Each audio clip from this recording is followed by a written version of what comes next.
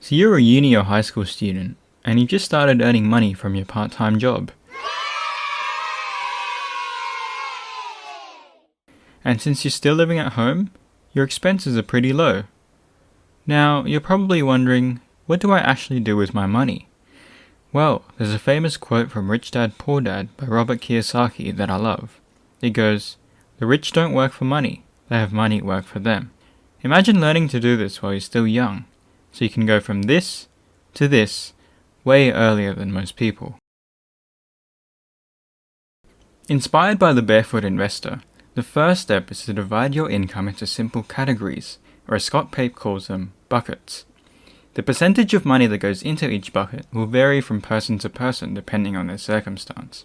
The first bucket is for everyday expenses. This includes food, transport, and bills. The second and most important is for savings and investments. This is money that will work hard for you to build future wealth. The third is fire extinguisher. This is money that you will save for emergencies. And lastly, the fourth bucket is smile. This is money that you set aside for treats that will make you smile. The key idea of the bucket system is to give every dollar a job, and while you're still young and have no or minimal responsibilities, most of your money should hopefully go into savings. Your savings rate, which is the percentage of your income you save, is the most powerful driver of financial success. An example is this: a person earning $500,000 a year saving 10% will save $50,000 a year, and a person earning $50,000 a year saving 10% will save $5,000 a year. Now, you'd think that the person earning more would reach financial independence earlier, but that's actually not true. Both will reach financial independence at the same rate. Why? Because the person earning more will generally spend more. So it's not about how much you earn, it's about how much you keep. And the easiest way to start earning more as a student is to open a high-interest savings account that earns around 4 to 5% per year to grow your savings faster. In Australia, banks like ING, Rabobank, BOQ, and Ubank are leading the way when it comes to savings interest rates at the time of making this video.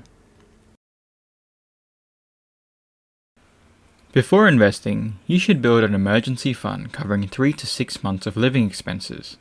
This is your financial airbag. For most people, that's roughly $10,000 to $20,000. It's your buffer for unexpected bills and expenses, helping you stay financially secure. Once your emergency fund is ready, it's time to invest in appreciating assets, things that grow in value over time. And the easiest way to start is with ETFs, or exchange-traded funds, that track the stock market index, for example the S&P 500 or ASX 200. They're simple, diversified, and beginner-friendly. The trick is to use low-cost brokers and invest regularly. Even small amounts add up. For example, investing $500 a month over 30 years could grow to hundreds of thousands of dollars thanks to compound interest.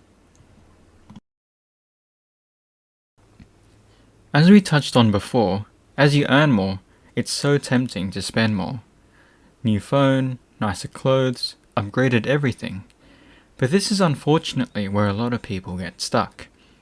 Instead, keep your expenses steady and grow your savings rate. This is how you build long-term wealth. So if you save smartly, build a safety net, and invest consistently, you're already way ahead of most people your age. And if you start now, your future self will thank you.